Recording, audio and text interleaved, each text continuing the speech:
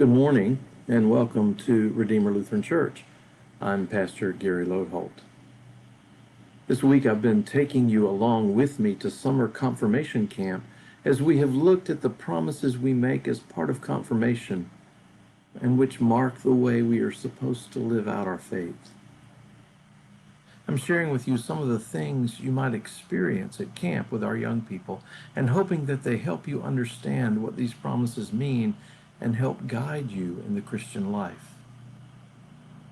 Today's promise is a difficult one, at least in part because we don't typically understand what it means. And if we do, we don't often want to do it. To strive for justice and peace in all the earth.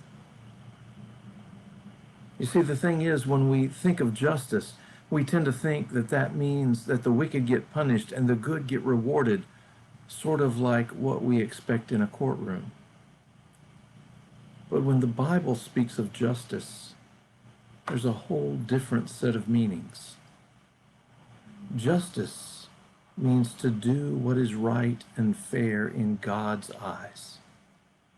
And so it challenges us to realize that we have far more things, far more opportunities, far more advantages than many others in our society and around the world do.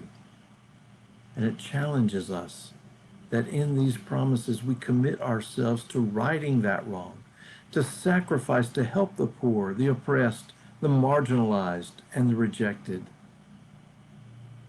It's not always what we want to do, but it's what Jesus did, and it's God's call.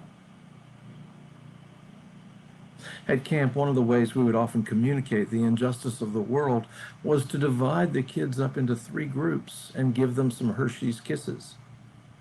By Friday at camp, they're pretty excited to be getting some candy, but this is how we would do it.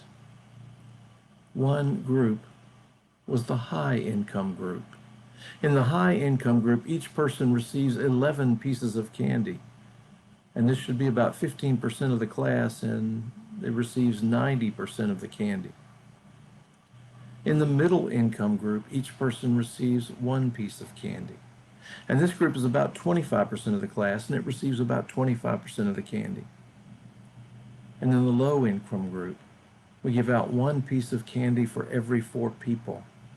And this group is about 60% of the class and gets about 2% of the candy. Then we tell them that their group has to decide what to do with the candy they have.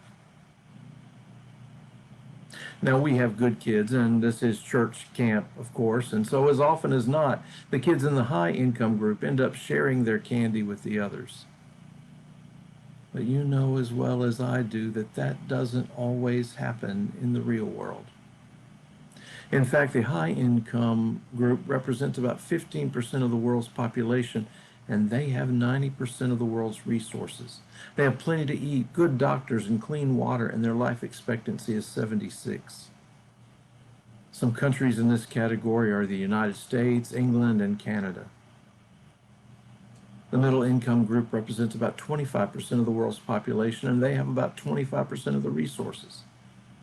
More people here don't get enough to eat, and 5 times more children die in this group than in the first one. Places like this tend to be Poland, Thailand, and the Philippines. The low-income group represents 60% of the world and receives about 2% of the world's resources. People in this group earn less than $2 a day, and many go hungry every day. The drinking water makes people sick, and the life expectancy is about 60. You might think of Ethiopia, the Sudan, or Haiti. And in light of all this, we have to ask how we are called to act. What does it mean to strive for justice in a world like this? One year at camp, I gave every youth a clear piece of plexiglass, about 3 or 4 inches square. Then I gave them masking tape and had them use the tape to create a cross on the plexiglass. Then we painted the plexiglass with silver mirror paint and let it dry while we did the whole rest of the class. At the end of the class, we went outside and got our pieces of plexiglass and removed the tape. They would end up with a mirror with a clear cross on it. And then I told them, so much of the time we see as if looking in a mirror. What we see and what we are concerned about is ourselves. But when you look through the cross of Christ, you can see others clearly. That's our call as we strive for justice and peace in all the earth. It's something we work actively at. We are called to see others in love through the cross of Christ. Thanks for watching, and remember to let this day belong to God.